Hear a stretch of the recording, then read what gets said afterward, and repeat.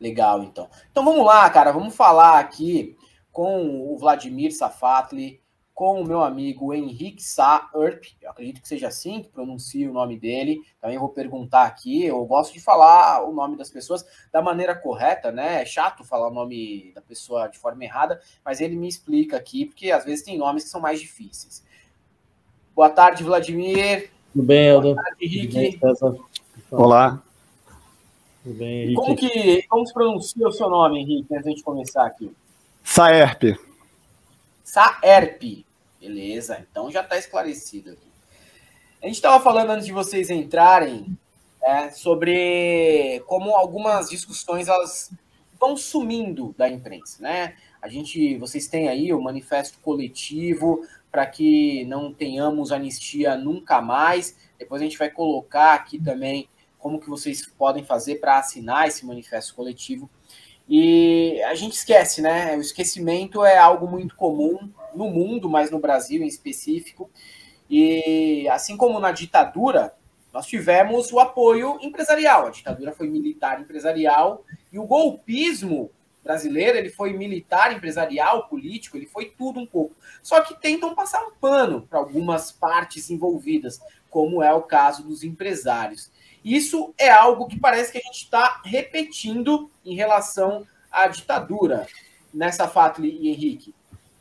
Então, Helder, obrigado aí pelo convite que vocês fizeram para a gente. Acho que é um convite muito importante, vai ajudar muito a nossa iniciativa. Eu diria o seguinte, a primeira condição para conseguir construir uma democracia real no Brasil é nunca mais operar pelo silêncio e pelo esquecimento. Porque já desde a ditadura militar, a gente tinha um pouco essa ideia de que o Brasil tinha uma situação privilegiada em relação à América Latina, porque a gente conseguiu resolver nossa transição de uma forma, entre várias aspas, pacífica. Então, isso teria feito com que nós, então, conseguíssemos entrar num reformismo gradual, seguro, uma transição democrática que fundaria a nossa democracia. A gente viu que isso não foi o caso. O bolsonarismo é a expressão máxima de um fracasso desse processo pós-ditadura militar, de um fracasso da nova república. Então, por isso, nesse momento em que a gente tenta, então, construir uma democracia efetiva, é importante não repetir o mesmo erro. E qual seria esse erro? O erro seria não efetivamente ouvir as demandas de justiça que são o horizonte de vários movimentos sociais hoje. Ou seja, a gente teve 4 anos de governo Bolsonaro onde vários crimes ocorreram, crimes de Estado ocorreram. Esses crimes eles não podem se passar impunes se nós quisermos efetivamente ter um horizonte onde a gente tem a garantia de que eles não vão se repetir. Que crimes são esses? Desde os crimes de responsabilidade, de gestão da pandemia, vale a pena a gente lembrar, a gente tem 3% da população mundial e 15% dos mortos. Então, isso mostra muito claramente o tipo de negligência a que nós fomos submetidos. Como se não bastasse isso, a gente viu, inclusive, a gente está vendo agora, certo? Como você tem poderes, estruturas, dentro do Estado e fora do Estado, que desestabilizam continuamente qualquer possibilidade de alguma garantia democrática do país. Então, essas pessoas, esses grupos, eles não podem passar incólumes de forma alguma. 8 de janeiro foi só o ápice desse processo, o ápice momentâneo, porque esse processo ainda vai voltar. E se nós quisermos ter força contra ele, vai ser necessário, dessa vez, hipótese alguma, operar com alguma forma de anistia. Bom, César, abro aí para você também depois fazer perguntas, né? O Henrique quer dar um complemento à fala do Safatli. Fique à vontade, Henrique. Querido. Bom, primeiramente, sem anistia, vamos reciclar esse clichê. E no interesse da transparência, revelar que eu sou membro do canal, né? Então, tô meio como esse cara que entra no gramado correndo para dar um abraço no craque, participando hoje com vocês aqui. Os trabalhos de vocês maneiríssimo, Helder, e o César, que é o Marco Bezzi da Louis Vuitton, né? Uma chupia ao contrário. Eu queria apresentar para vocês o Manifesto Coletivo, o que a gente é, de onde vem esse título, né? A gente é um grupo de militância cidadã, aproximadamente 200 pessoas, entre acadêmicos, sindicalistas, artistas, que se organizou em torno da campanha para deputado federal do Vladimir Safatli pelo pessoal de São Paulo. Né? Aí, após o primeiro turno, o Vladimir mandou todo mundo, vão militar pelo Lula, vamos fazer a campanha do Lula. O Vladimir cantou que ia ser uma vitória na lupa, a expressão dele, então a gente foi fazer a campanha e não deu outra, né? Sem nenhum otimismo da razão, né? E aí, após o segundo turno, a gente decidiu continuar mobilizado em torno das pautas que a gente entendia que iam ser centrais para o governo Lula. Então, o movimento Anistia Nunca Mais, né, a campanha Anistia Nunca Mais, ela começa bem antes da posse do Lula, tá? O Vladimir previu, então, para alguma coisa servem os cientistas sociais, os filósofos, né, para observar a realidade e descrever. Ele previu que essa ia ser uma temática central em torno da qual a gente via se organizar. Então, a gente começou a organizar essa campanha desde então, desde novembro, dezembro, a gente está pensando, escolhendo as palavras em torno desse tema. Então, a gente é um coletivo pautado por ação popular, sem receio de tensionar institucionalmente ou em questão partidária. A gente vai colocar a pauta máxima, aquilo que a gente acha que é importante, esperando não desagradar, mas também não se detendo por isso. Tá? E aí o Vladimir sempre foi o porta-voz disso, então o que eu estou fazendo aqui? O Vladimir resolveu que a gente devia visibilizar os outros membros do coletivo para dar uma ideia do caráter cidadão desse manifesto. A gente não precisa, ninguém aqui tem nada de especial, eu sou professor da Unicamp, mas estou aqui como cidadão, representando essa galera. Por eu ser membro do canal, eu tenho uma proximidade orgânica, então me trouxeram aqui para apresentar o coletivo para vocês, né? Mas o Vladimir usou o super trunfo, que é a comparação com o David Bowie. Ele disse: o melhor trabalho do Bowie foi quando ele se tornou só mais um na sua banda, e aí o desejo do Vladimir é ser só mais um no manifesto coletivo. A gente pode conversar mais sobre os objetivos específicos do manifesto, se vocês quiserem. Não, fique à vontade, cara. Fique à vontade. Eu acho que é super pertinente. Não sei, Vladimir, se você gostaria de seguir nessa direção, mas acho que de suma importância é entender quais são os principais objetivos, quais são os métodos, em que ponto estamos, qual que é a probabilidade disso gerar resultados efetivos. Então, acho que, poxa, se você pudesse, siga nessa linha que Não, César, a gente, de fato, a gente sentou, fez com todo esse pessoal, né, para pensar, então, que poderia ser um tipo de pauta importante para contribuir para esse momento, né? E aí veio essa discussão sobre anistia e, na verdade, a gente tem dois eixos fundamentais, né? O primeiro deles é a instauração de um tribunal popular para julgar os crimes cometidos pelo governo Bolsonaro. O que é um tribunal popular? Tribunal popular, pega, por exemplo, o Tribunal Russell, da época lá dos anos 60, contra a Guerra do Vietnã. Era um tipo de tribunal organizado por setores da sociedade civil que visavam pressionar os governos ou dar visibilidade a um tipo de descontentamento e insatisfação que deveria ser levado em conta no interior do debate da opinião pública. Então, a gente acha que esse é um elemento importante, ou seja, sinalizar, até uma maneira de dar força aos setores do governo que querem efetivamente, sabe, julgar os crimes que foram cometidos, então sinalizar que a sociedade civil está do lado desse tipo de demanda, né? Então, essa é a primeira função. E a outra é lutar pela desmilitarização do Estado brasileiro, né? Porque as Forças Armadas hoje se transformaram numa espécie de Estado dentro do Estado, né? E é muito claro que, enquanto isso continuar, a gente vai viver numa espécie de chantagem contínua e de risco contínuo do que a gente está tentando criar como democracia. Alguns países vizinhos nossos, como, por exemplo, a Colômbia, que também tem passado por situações muito difíceis nesses últimos anos, nessas últimas décadas, em relação aos seus militares. Petro, quando foi eleito, a primeira coisa que ele fez, uma das primeiras, foi colocar 70 generais na reserva, que faziam parte da polícia e do exército, né? Ou seja, porque ele sabia que se ele deixasse esse pessoal lá, esse seria um risco contínuo, que ele não poderia suportar. E a gente está numa situação muito parecida. A gente não tem, além de você ter um alto comando que já está em fase de insubordinação, a gente viu em 8 de janeiro. Quer dizer, o Lula afastou um comandante, um general, que é o general responsável pela área de Brasília, que aí seria também uma coisa completamente inacreditável. Quer dizer, você vê uma horda de pessoas quebrando todo o espaço, sabe, dos 3 poderes. E você tem tropas na cidade, você não faz nada. Não só não faz nada, como você impede que as pessoas vão lá e desmontem os acampamentos que estavam na porta do quartel-general. Isso já é insubordinação, já está claro, né? Então, ou seja, como se não bastasse isso, a gente ainda tem 7 mil militares na estrutura do governo. Fazendo o quê? Seria uma boa pergunta, né? Se você puder agregar, né, a origem do termo anistia nunca mais, né? Então, nota, a gente escolheu esse título antes da população pedir sem anistia na posse do Lula. Mas tem uma razão para a escolha desses termos. E, aliás, a gente está quase batendo 100 mil assinaturas, então, depois de dar o dedo no like aqui do canal, por favor, vão no change.org e assinem Anistia Nunca Mais, o nosso manifesto. Vamos ver se com a audiência de hoje a gente consegue virar 100 mil. Seria tá muito embaixo, bom. Ó. Aí embaixo. Vamos lá, pessoal. É só um clique para assinar. Mas queria explicar essa terminologia, tá? Então, por que a gente invoca o termo anistia? Esse é um termo sensível, a gente é consciente disso, foi muito refletido, tá? A gente retoma o termo anistia remetendo a uma experiência histórica de um acordo de impunidade pelo topo, tá? Mas, ao mesmo tempo, com a preocupação de não resvalar no punitivismo, né? A gente não queria impunidade, nunca mais, castigo, punição. A gente queria invocar, né, um acordo pelo topo no passado e que trouxe uma consequência não resolvida até os dias de hoje, porque ele está calcado numa premissa equivocada de diálogo e acordo. Né? Mas, no mesmo sentido, um assalto também é um acordo, certo? Você me dá o seu dinheiro, eu não te dou um tiro. Certo? Então, assim, as pessoas, a sociedade civil que fez este acordo, o fez na condição de vítima, né, de assediado, numa dialética do assaltado e do assaltante, em que ela escolheu a vida, né, em detrimento da resolução desse conflito histórico. Então, o termo anistia, ele reivindica esse lugar. Ele, em lugar nenhum, desmerece a campanha que foi feita, né, em prol das pessoas perseguidas pela ditadura. Nós vamos ter isso claro.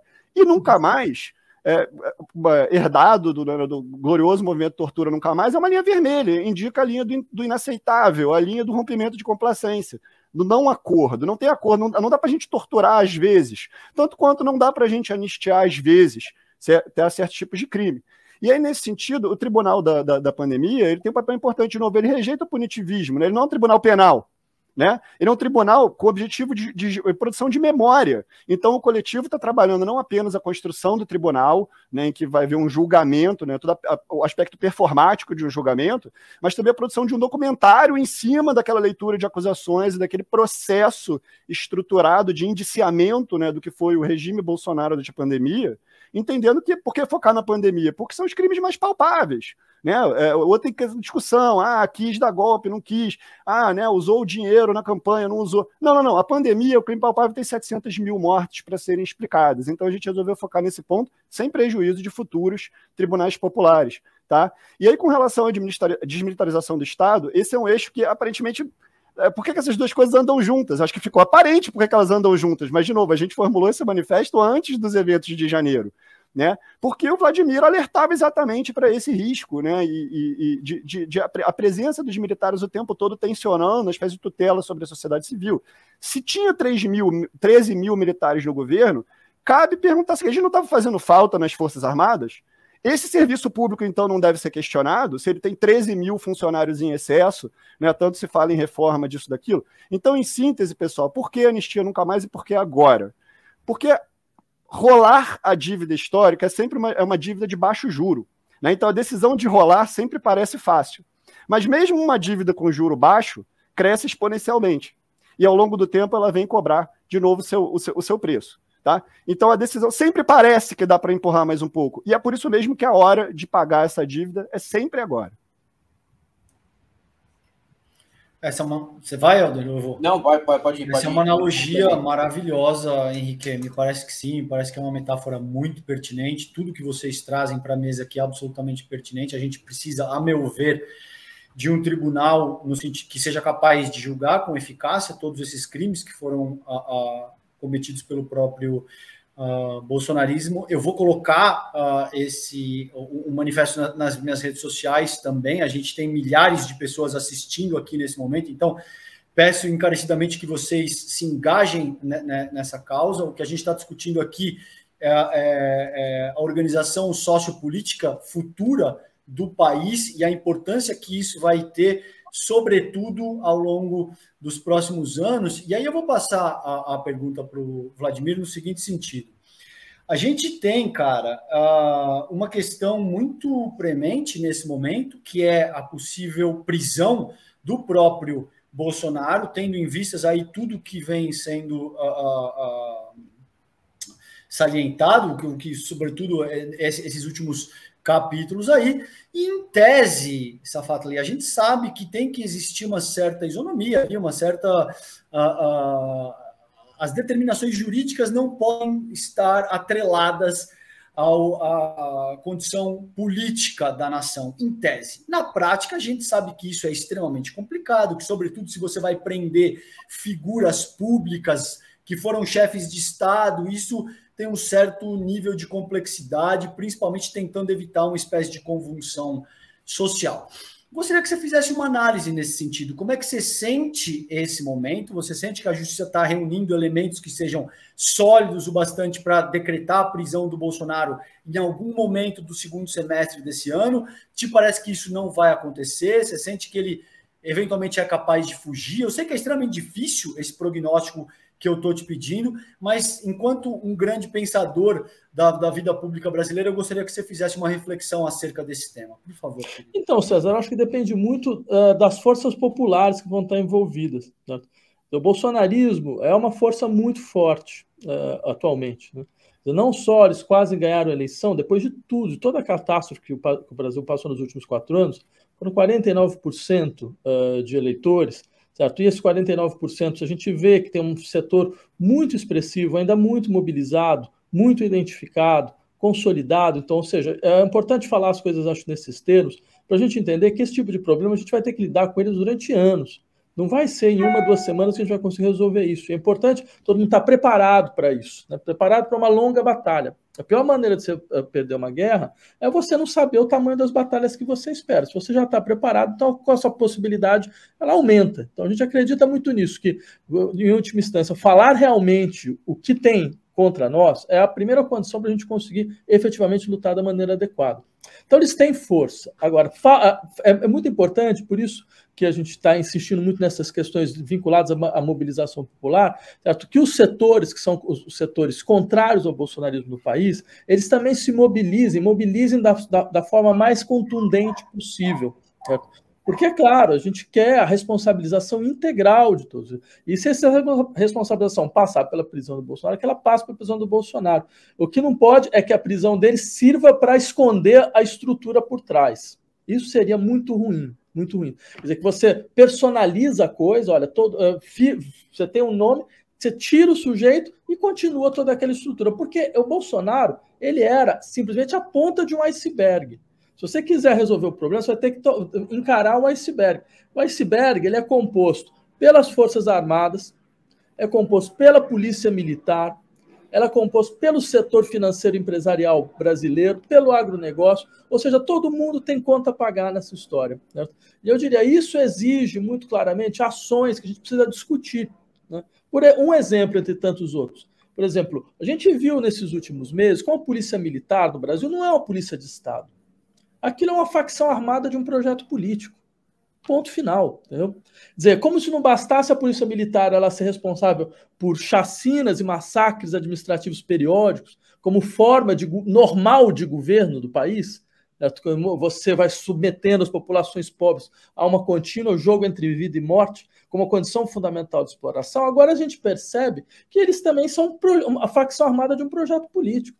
E diga-se de passagem, o Brasil é um dos pouquíssimos países no mundo. Na verdade, eu não conheço mais nenhum. Se eu estiver errado, que alguém me corrija. Certo? Onde, por exemplo, um funcionário público que tem uma arma na mão, que é um policial militar, pode ser candidato a deputado federal, a senador, a vereador. Isso não existe. Isso não existe. O funcionário público que tem arma... Usando a patente ainda durante a campanha. Usando a patente. É uma coisa completamente inacreditável. Esse funcionário não existe politicamente. Senão ele não pode ter arma, senão não pode estar armado. Então, claro, isso obriga para a defesa da democracia brasileira a dissolução da polícia militar. A gente sabe que isso é um negócio que é feito semana que vem, entendeu? Mas é importante a gente estar discutindo isso, forçar essa discussão a aparecer.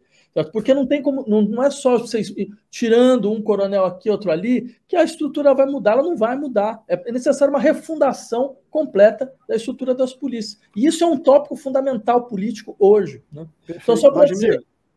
Vamos descascar, né? Vamos descascar essa pauta máxima. Eu acho que é importante, né, descascar essa pauta máxima. O Bolsonaro ele é um clichê dentro do outro, ele é um bode expiatório na sala. Ele é 2 clichês ao mesmo tempo, né? Se a gente tirar o Bolsonaro, não resolve. Então, acho que uma função do manifesto coletivo é a gente chamar o programa máximo. O Vladimir fala em desmilitarização da polícia, mas agora é uma lista minha, não foi tirada no coletivo, mas que a gente pode fazer em 2 frentes, né, de civilização das forças militares, por um lado, e de desmilitarização da vida civil, social no Brasil, por outro.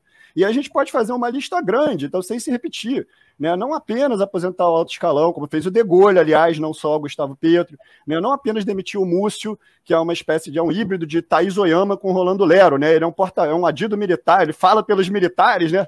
Mas ao mesmo tempo não fala nada, né? né? Então esse adido militar num governo civil, né, que é um articulador político, lá onde não deve haver articulação política. Nota que assim, os militares vão apoiar o governo Lula ou não, é uma discussão parecida com a que teve do PSOL, só que o PSOL é um partido, que legitimamente pode ter essa discussão, pode ter corrente, pode ter... Militar não pode ter corrente, senão ele não tem hierarquia, né? O Lula pode passar em revista e retomar mediaticamente o comando das Forças Armadas, reformar os currículos das escolas militares, incluir mulheres e não brancos nas academias de oficiais com a política de cotas semelhante à que tem nas universidades. Por que não? Por que a progressão dos militares é avaliada por eles mesmos e não, por exemplo, por bancas civis militares de progressão na carreira? Né? Sobretudo, talvez, autorizando a passagem da tropa para o oficialato, que é um canal que hoje em dia não existe. Vamos revisar os contingentes, vamos discutir esse papo de guerra na selva. Que guerra na selva? Quem é que vai invadir a selva? Que objetivo estratégico mais nulo? Vai invadir São Paulo, certo? O papo de guerra na selva. Guerra na selva é uma guerra contra o povo da selva. Não é uma guerra de defesa da soberania nacional. E eu acho que está na hora, agora que está se falando muito em conferências nacionais, né? Parece que o Lula vai relançar um ciclo de conferências nacionais, uma conferência nacional pela reforma militar. E vamos colocar essa expressão na boca do povo. Por outro lado, você tem a desmilitarização da vida civil. Vamos lembrar de todas as formas que os militares interferem na vida civil. Reformar o artigo 142 da garantia de lei e ordem e 136, que é do Estado de Defesa, que é tão grave quanto. Extinguir o GSI, que é uma instituição militar, refundar a ABIN, né? Fim do serviço militar obrigatório. Por que eu tenho que ir lá bater continência 6 horas da manhã em triagem, certo? Se você é do Rio de Janeiro. Desmilitarizar as polícias, criando guarda costeira, guarda de fronteira, civil. Desmilitarizar o corpo de bombeiros. O corpo de bombeiros que salva a vida das pessoas tem que estar na defesa civil. Não tem que ter porte de arma para fazer bico, certo? Tem que ser bem pago e honrado, né? Passar o cadastro nacional de armas para o Ministério da Justiça, para a Polícia Federal, fazer uma auditoria nos CACs. A gente aqui brincando, eu listei 20 coisas, 20 medidas que brotam. Se você sentar agora e tentar fazer sua própria lista, você vai encontrar outras coisas que não estão aqui. Pergunta para o chat GPT, né, quantas formas de ingerência militar na vida civil indevida a gente não experiencia, e talvez seja na hora da gente discutir. Podemos discutir também coisas que parecem até piada, né, como Marinha em Goiás e em Minas Gerais. Cara, e não tão engraçadas, tipo a Marinha afundar um porta-aviões que eles já compraram velho da França, né?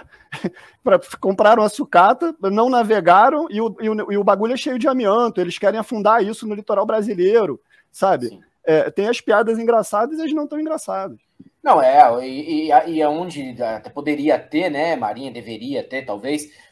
Como no Rio de Janeiro, eles simplesmente não agiram e permitiram que a Baía de Guanabara se transformasse num cemitério de navios. Sim.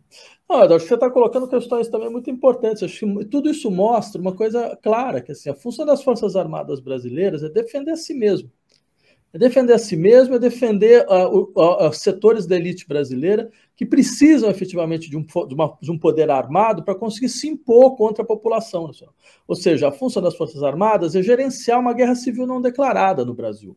Ela nunca teve, desde a Guerra do Paraguai, nunca teve outra função, a não ser na Segunda Guerra, quando mandou tropas para a Segunda Guerra na Europa. Mas fora isso, quer dizer, a gente percebe muito claramente, as Forças Armadas elas não são garantidoras da ordem nacional.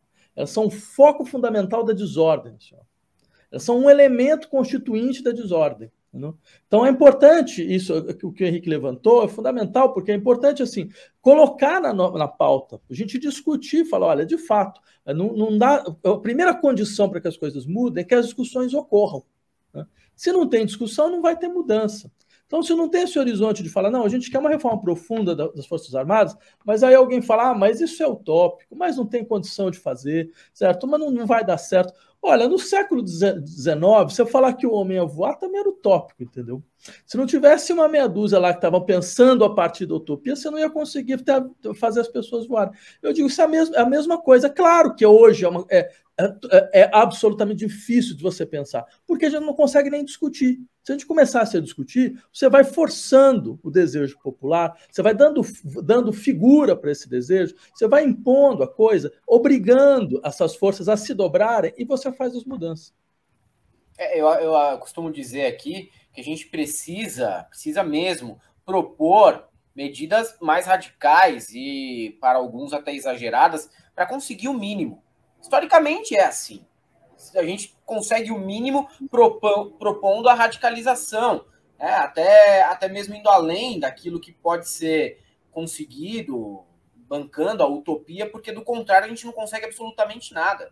Helder, se eu pudesse dizer um negócio, eu diria assim, tem acho que 3 regras fundamentais de política atualmente. A primeira delas é uma coisa que a gente já vem falando já há muito tempo. A política mundial, não só brasileira, foi para os extremos.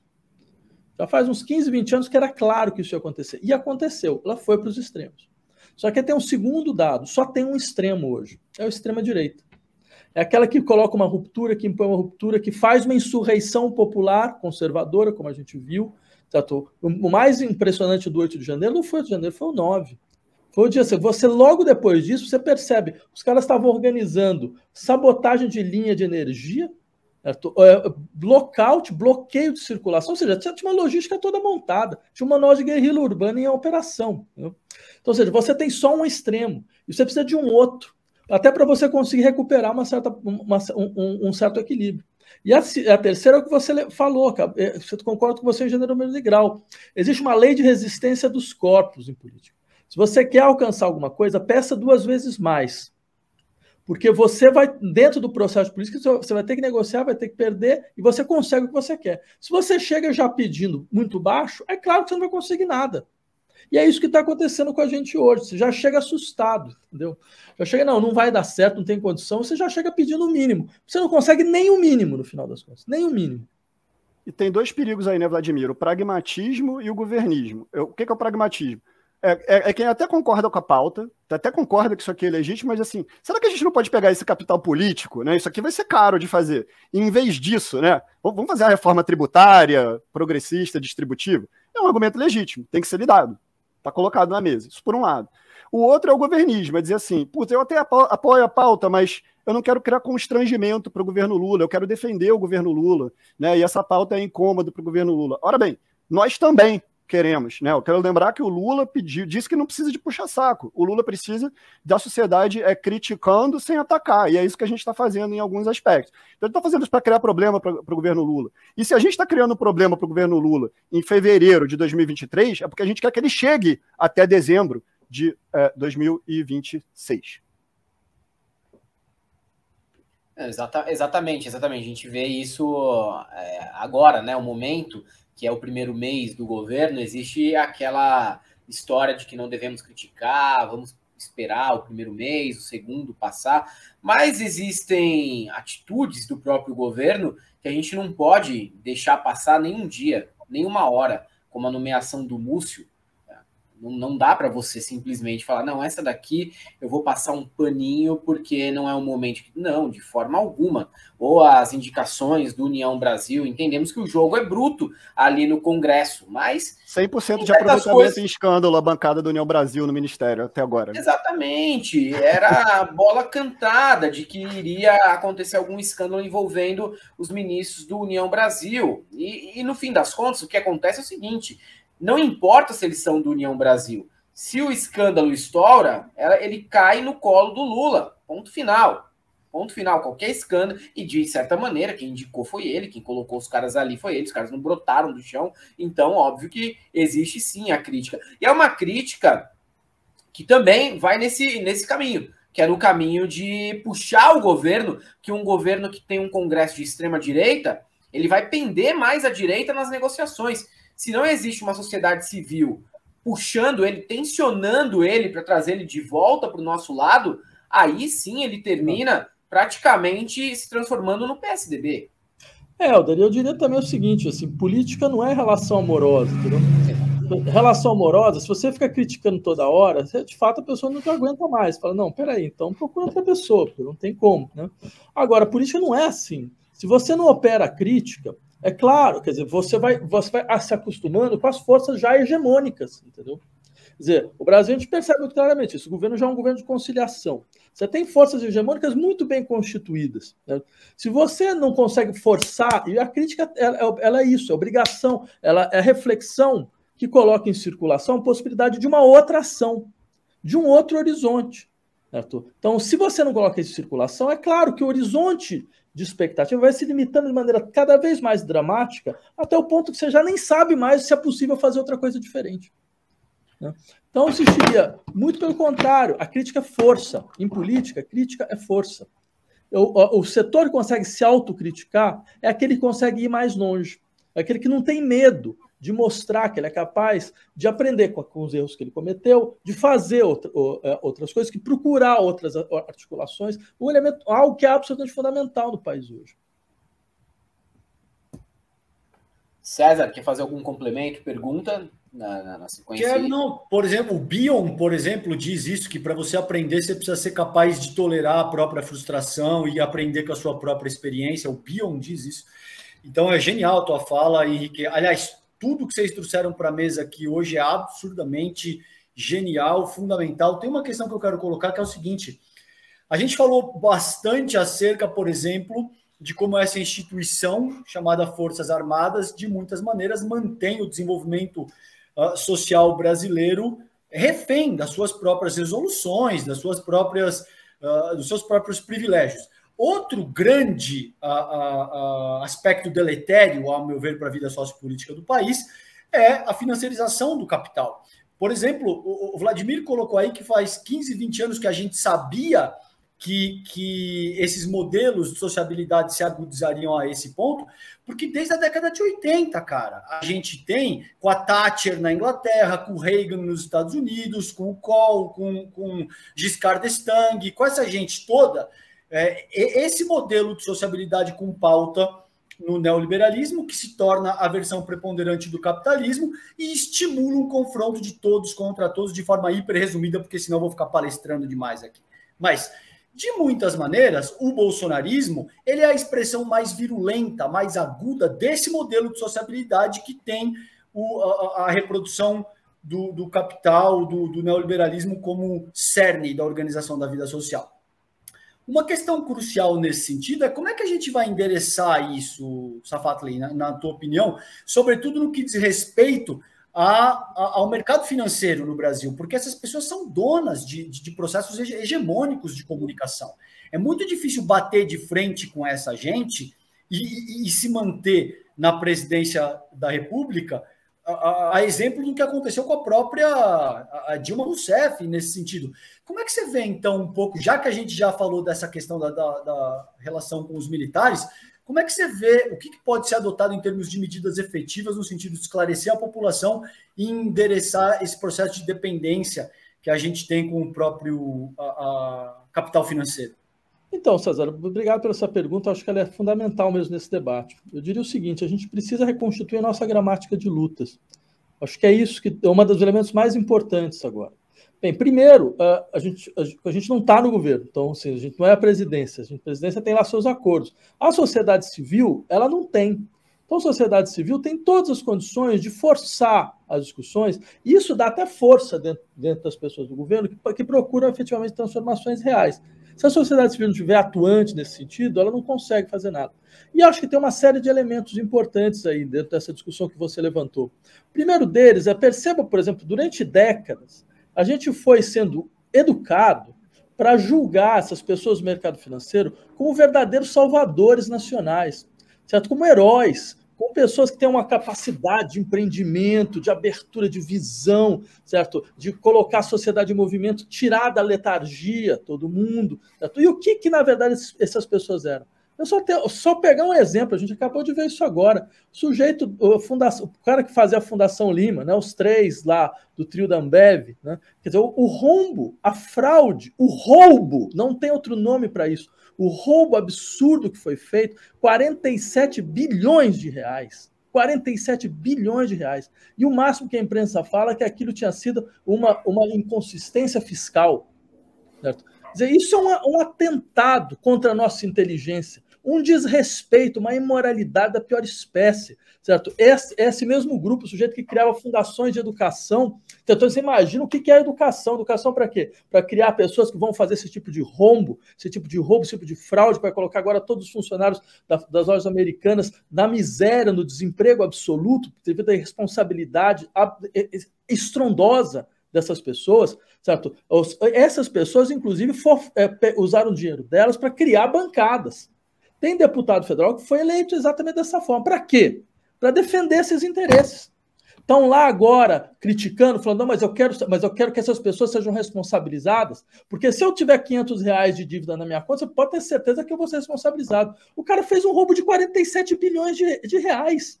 Eu não consigo nem pensar o espaço que precisa para colocar todo esse dinheiro, não tem nem condição, certo? Então, quer dizer, a gente já precisa falar isso muito claramente, parar de vangloriar aqueles que nos destroem, certo? Parar de tratar como heróis aqueles que nos destroem. Aos contrários, eles são os nossos destruidores. Eles estão destruindo o nosso futuro, certo? De maneira mais clara e mais evidente. Tá? Isso por um lado. Por outro, é importante, eu insistiria, que a esquerda consiga entender de uma vez por todas que a nossa força vem do fato, a gente consegue impor uma mudança estrutural no debate político quando, contra uma certa noção de liberdade, de empreendedorismo, a gente impõe a nossa ideia de solidariedade. Eu posso dar um exemplo, só para a gente ficar, né, dessa discussão. Por exemplo, quando eu era candidato, a gente fez uma reunião com o pessoal do Uber, né, motorista de Uber, e teve um cara que falou um negócio que eu nunca esqueci depois daquilo. Ele virou para mim e falou, pô, a gente, depois de muito tentar conversar, ele falou, olha, a gente não gosta da esquerda, sabe por quê? Porque vocês não têm nada a dizer para a gente. Mas como assim? Eu falei, olha só, cara, eu sou homem, sou branco, eu sou heterossexual, trabalho 12 horas por dia, não tenho seguro-desemprego, não tenho seguro-saúde, não tenho seguro nada, entendeu? E vocês só me tratam como se eu fosse um opressor, né? Aí ele falou, olha, então, sendo assim, o negócio... Porque eu vejo qual que é a ideia do cara. É mais ou menos o seguinte, não tem mais macroestrutura de proteção. Não existe mais, ninguém nem está mais prometendo isso para a gente. Né? Que você vai ter uma estrutura forte de solidariedade e proteção, que vai diminuir brutalmente as desigualdades, que vai lutar efetivamente para que você não tenha salários, sabe, essas disparidades absurdas. Você está numa empresa, o cara que ganha menos e o cara que ganha mais, a diferença é de 1 para 120. Né? Então você não tem mais esse discurso. Então o que acontece? O cara vira e fala, então se é assim, então a gente está numa situação de guerra de todos contra todos, então me deixa trabalhar em paz. Né? Sim, eu vou ser um empreendedor de mim mesmo, me deixa trabalhar em paz, só quero isso, só quero que não coloque ninguém na minha frente. É claro, mas essa coisa de empreendedor, até a esquerda integrou isso, até a gente integrou. A gente não falava em empreendedorismo periférico há pouco tempo atrás? Né? Como se isso fosse alguma forma de emancipação? Ainda se fala. Ainda se fala. Quer dizer, você percebe? Porque nos falta, de fato, um outro horizonte de emancipação. A gente precisa mostrar para a sociedade que não é por aí. Não é por aí. Não é você sendo um bom empreendedor que você vai conseguir a emancipação e a autonomia que você quer. Não é assim. Certo? É de outra forma. Quer dizer, é criando redes de solidariedade profundas, entendeu? É fazendo uma sociedade onde você nunca cai. Se você cair, tem gente que vai te segurar. Certo? Você não vai cair mais abaixo de uma certa linha. Entendeu? Então, mas intervir diretamente na estrutura, né, Vladimir? Porque a gente pode pegar o gancho da Americanas para lembrar que o capitalista não gosta muito de capitalismo. Porque quando está dando lucro, eles distribuem entre os sócios. Quando dá prejuízo, o mico é teu que me emprestou. Né? O capitalista não gosta da parte do revés do capitalismo. Né? Então, o prejuízo é sempre socializado, a externalidade é sempre socializada. E acho que quando um momento desse ocorre, e a externalidade é gigante, isso torna aparente o quanto que escala mal, né, o empreendedorismo individual, que é o discurso do individualismo, do egoísmo individual. Quando ele fica grande, ele gera essas consequências, com o manualzinho de calote, né, sendo divulgado como manual de genialidade em negócios. Né, ele se torna essa psicopatia em grande escala. E aí, nessa hora, a gente tem que intervir na estrutura. Quer dizer o seguinte, você deu um BO desse tamanho de 43 bilhões, então tá bom, se nós vamos ter que intervir na sua coisa, então essa empresa vai ser expropriada e doravante vai ser gerida pelos seus trabalhadores. O amiguinho financiou o golpe, financiou a micareta golpista cívico-militar de 8 de janeiro, a sua terra vai ser expropriada para a reforma agrária, a sua fábrica vai ser expropriada e vai ser cogerida pelos seus trabalhadores.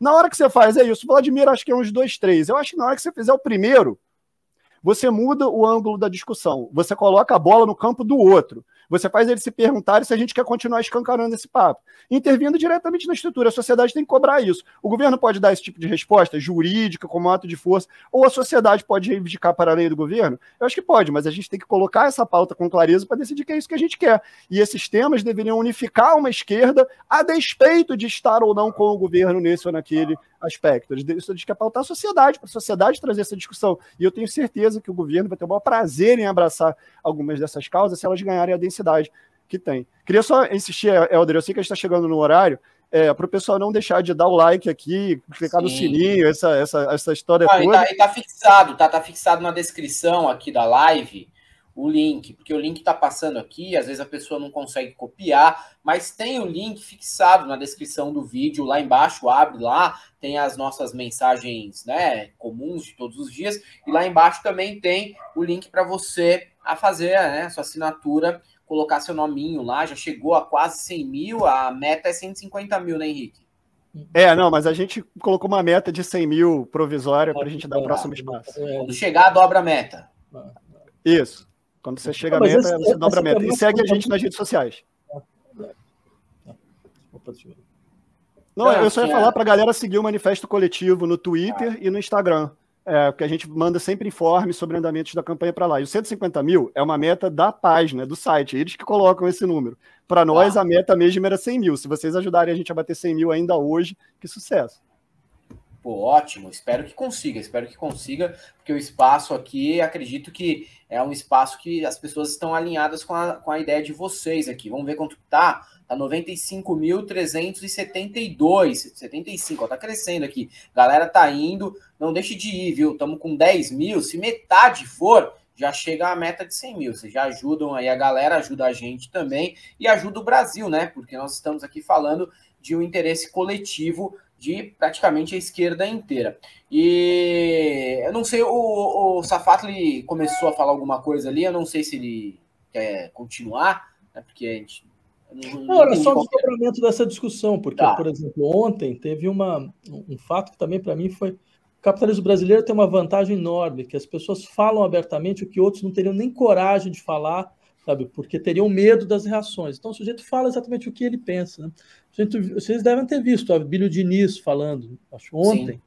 Falando, olha, eu tenho medo da reforma tributária ser uma reforma Robin Hood, que tira dos ricos para dar para os pobres, né?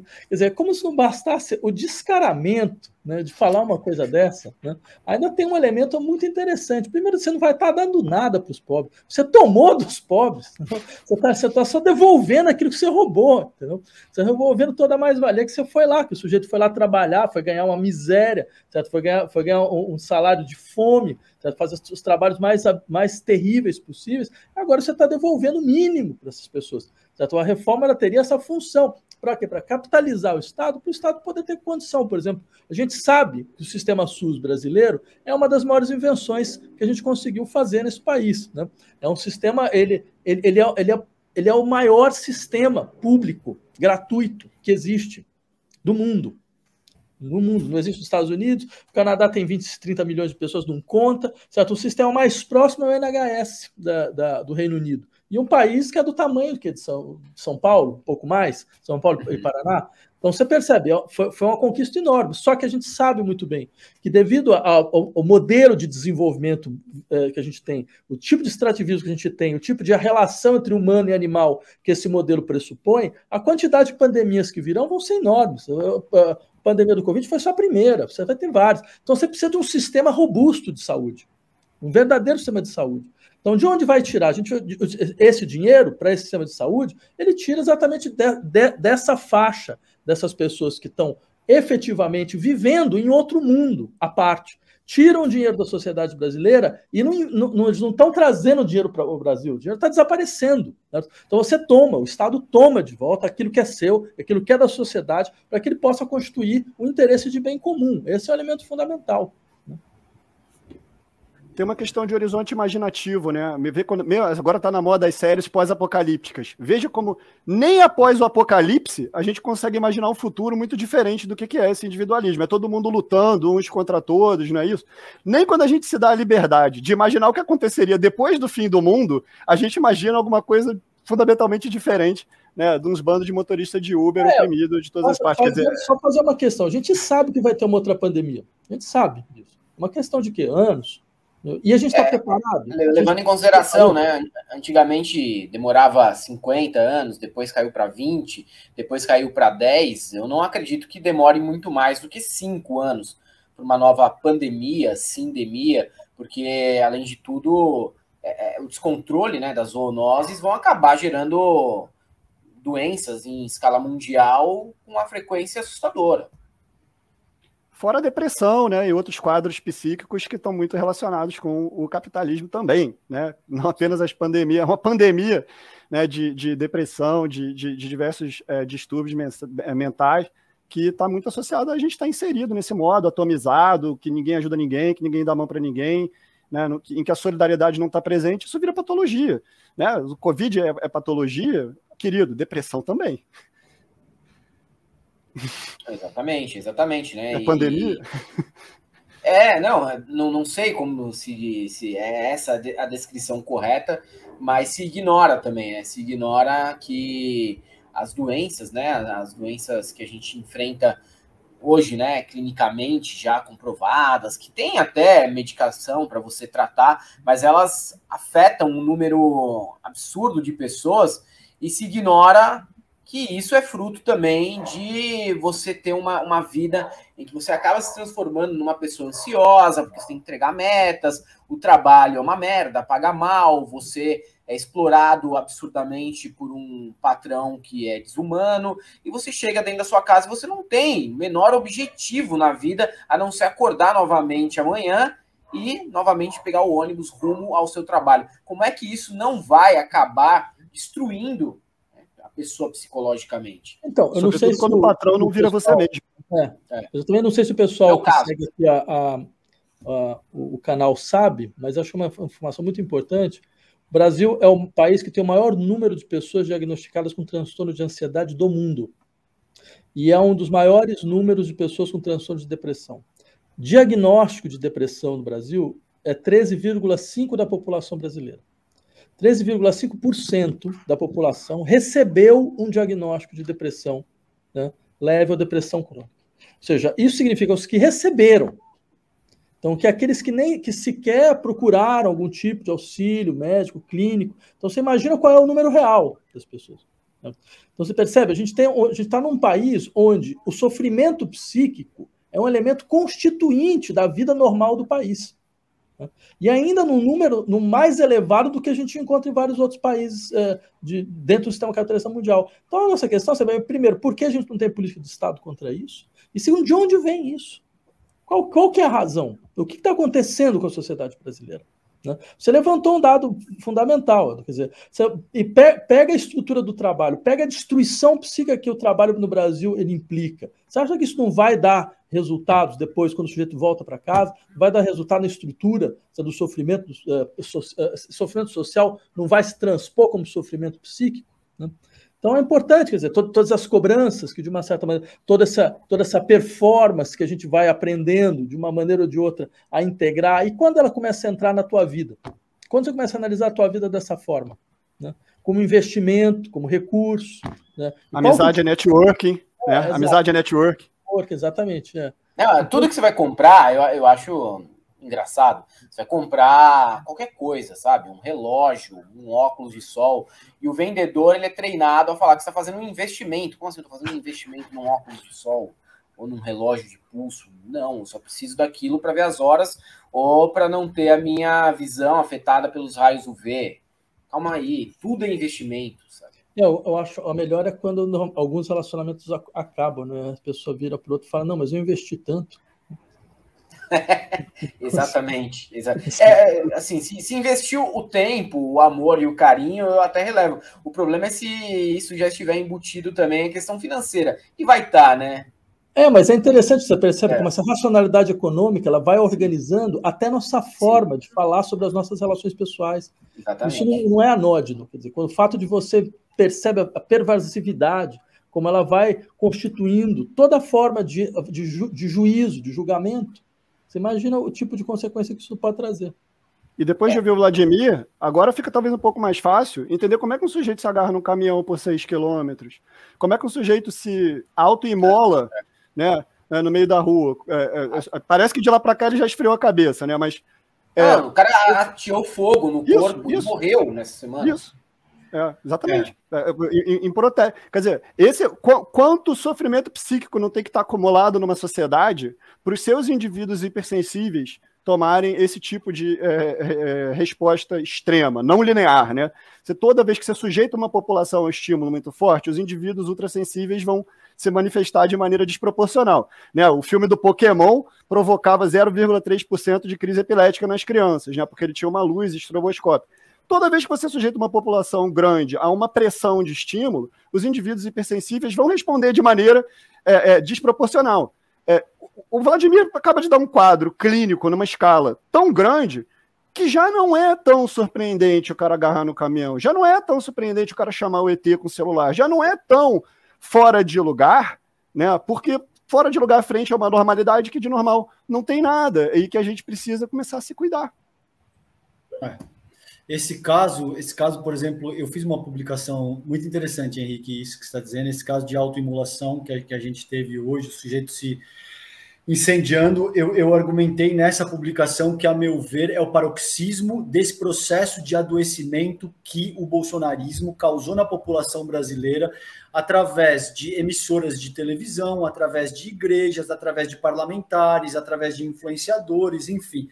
Como o Henrique colocou com muita propriedade aí, você pega sujeitos que estão psiquicamente desorganizados a esse ponto e cometem o ato de se autoimolar, tacar fogo no próprio corpo. E acho que eu perdi essa parte. Teve uma autoimolação hoje? Ontem, né? Ontem, Antes de ontem, né, Henrique? Tacou fogo no corpo e falou, morra Alexandre de Moraes e morreu pegando fogo. Sim. E estava com fotos do Adolf Hitler junto ao corpo, assim, coisas... Do Mandela e do Adolf Hitler e do não sei quem. Era uma combinação esotérica de... Foi aonde? Foi em Brasília. No Distrito Federal. Alegando um ataque contra o próprio Supremo Tribunal Federal. E outra coisa que eu queria dividir com vocês também, que não é uma ideia minha, é uma ideia que está no livro A Nova Razão do Mundo, só para ser intelectualmente transparente com vocês aqui. O Dardot e o Laval, eles colocam isso que o Vladimir estava colocando, que a gente, quando fala em neoliberalismo, a gente tende a assumir que isso são práticas na seara macroeconômica a serem adotadas por um determinado governo. O que o Dardot e o Laval argumentam nesse trabalho é que, para muito além disso, o neoliberalismo precisa ser compreendido como uma força transformadora, uma espécie de racionalidade que, para muito além de pautar a ação de um determinado governo, pauta a expectativa e a conduta dos próprios governados. E, em última análise, cria uma espécie de governo segundo uma espécie de princípio universal da concorrência e, consequentemente, da desigualdade. Quando a gente fala em neoliberalismo, é disso que se trata. É dessa espécie de neoliberalismo que adoece o psiquismo das pessoas. A Vladimir colocou aí com muita propriedade 13,5% da população brasileira efetivamente diagnosticada com quadros severos de depressão. Isso, obviamente, é um número muito maior que não está diagnosticado, e, a meu ver, esse é o cerne da questão que a gente precisa endereçar ao longo dos próximos anos e décadas, se a gente quiser efetivamente repensar o modelo de sociabilidade que causa a coisas como o bolsonarismo e todo esse tipo de tragédia que a gente vive atualmente. No sentido mais analítico do termo, o neoliberalismo é uma ideologia totalitária. Ele afeta todas as suas relações, e não apenas aquelas que ele reivindica afetar, que são as comerciais, as trocas, etc. Ele afeta também os seus afetos, ele afeta a sua capacidade de falar sobre a sua experiência no mundo, porque ele te dá, como o Vladimir mencionou, a gramática, ele te dá a relação do que é possível citar e do que é possível interrelacionar dentro do seu discurso. Eles fornecem categorias que são só categorias atômicas, ele não te fornece elementos relacionais a não ser por uma competição de entes egoístas. É evidente que isso vai dar ruim, né? E é profundamente totalitário por isso, porque é em todas as esferas da sua vida. É em tudo, é no trabalho, na vida, é no amor, é em tudo. E como você falou, César, acho que não é só uma racionalidade econômica, você tem toda a razão. É uma psicologia moral, né? Uma psicologia moral, ou seja, constitui uma psicologia, né? É uma psicologia com forte teor moral. Por exemplo, quando a Grécia quebra, é muito interessante essa história. O Costa Gravas fez um filme muito, muito interessante, né? Que chama Adultos na Sala, né? Porque quando a Grécia quebra, então vai lá toda a Troika tentar fazer, e o Varoufakis, pela milésima vez, vai falar, olha, esse negócio é completamente irracional, não vai dar certo. Então eles entram numa discussão, a presidente, então, do Fundo Monetário Internacional suspende a discussão e fala, a gente só volta quando tiver adultos na sala. Ou seja, ela estava querendo dizer mais ou menos o seguinte, isso não é um debate, não existe debate. A gente não reconhece debate algum. Né? Na verdade, se você está contra, é porque como você pode ser contra a austeridade? Como você pode ser contra a racionalidade econômica? Então, porque você, na verdade, é uma criança. Você não aceita, sabe? Você não consegue amadurecer. A sociedade não se amadurece. Então, você percebe? É todo um discurso psicológico que entra dentro dessa discussão. E esse discurso psicológico explica por que, entre outras coisas, por exemplo, o valor central do neoliberalismo não é a rentabilidade, é a liberdade. Ele se organiza fazendo uma defesa da liberdade. E o interessante é se perguntar, mas que liberdade é essa? O que eles entendem exatamente por liberdade? Um cara como o Hayek, por exemplo, um dos pais do neoliberalismo, podia chegar no Chile, em 1981, em pleno regime Pinochet, uma das piores ditaduras da América Latina, e dizer, eu prefiro um ditador liberal do que uma democracia iliberal, né? que não tem liberalismo econômico. Conservador nos costumes. Exatamente. Você percebe? O que é isso de ditador liberal? É aquele que defende a liberdade de empreender, liberdade econômica, que é a única ideia de liberdade que ele tem. E essa liberdade econômica se organiza como a liberdade de você ter propriedade. Por isso que a ideia de liberdade do neoliberalismo é a ideia da propriedade de si. Eu sou proprietário de mim mesmo. Né? Por exemplo, quando o Bolsonaro chegava e falava para todo mundo, olha, esse corpo é meu, se eu me infectar, esse é um problema meu, ele estava usando esse conceito de liberdade. O corpo é minha propriedade, eu faço dele o que eu quero.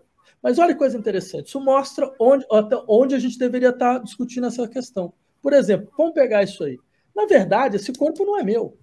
Isso é totalmente errado, uma maneira completamente equivocada de se pensar. Não existe corpos isolados no espaço. O corpo já é uma entidade em relação. A primeira coisa, antes de ter corpo individual, tem corpos em relação.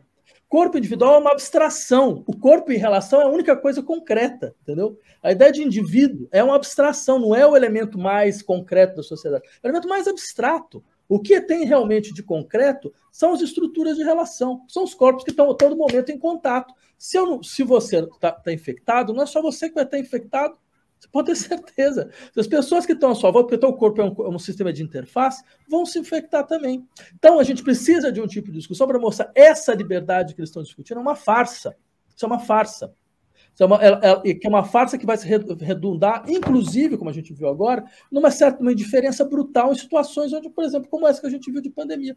Justifica o sujeito ser completamente indiferente a um verdadeiro massacre absoluto, entendeu? Então isso mostra como a gente precisa então reconstituir, recuperar essa. Quando eu falo a gente precisa de uma nova gramática, a gente precisa então começar a discutir. A gente tem um outro conceito de liberdade, não é esse. Liberdade individual não existe. Não existe um indivíduo livre numa sociedade não livre. Não existe. As pessoas só estão usando o termo no lugar errado, entendeu? E a austeridade, né, Vladimir? Ela não se sustenta, esse discurso da austeridade, ele não se sustenta nem nos seus próprios termos. Veja que quando a mídia explica isso, César, que é muito bom em destroçar esse pessoal nos fóruns em que ele se envolve, um ponto, cara, você é um campeão aí, porra, tem um fã-clube, eu faço parte de um fã-clube enorme, da capacidade que você tem de colocar isso transparente e evidente na cara desses cretinos. Mas um argumento que eu vejo pouco utilizado toma por valor de fácil o que eles mesmos dizem. Né? Mas o Estado não pode gastar mais do que arrecada, porque veja uma família. Mas qual família vocês conhecem que compra uma casa à vista? Só se for do Bolsonaro. Porque a maioria das... Já viu uma família de verdade? Uma família se endivida o tempo todo, no boleto, em 12 vezes, e passa perrengue, sabe? E se endivida. E tem relações de crédito porque ela necessita o valor de uso presente de determinada coisa, e para isso ela se endivida. Então, sim, família gasta mais do que arrecada o tempo todo. Né? Aí vai... não quis dizer família, eu quis dizer empresa. Vai ver uma empresa, então, quando ela tem que comprar maquinário, quando ela tem que se preparar para contratar com fornecedores, quando ela tem que antecipar, né, algum tipo de investimento em capital, ela vai no banco e pega um empréstimo para financiar essa atividade esperando ter um retorno maior. Isso é da natureza do capitalismo, está no livro 2 de uma certa trilogia. Vai lá ler. Né? Então, assim, nem nos termos de comparação, mas a família não gasta mais do que arrecada, só a do Bolsonaro.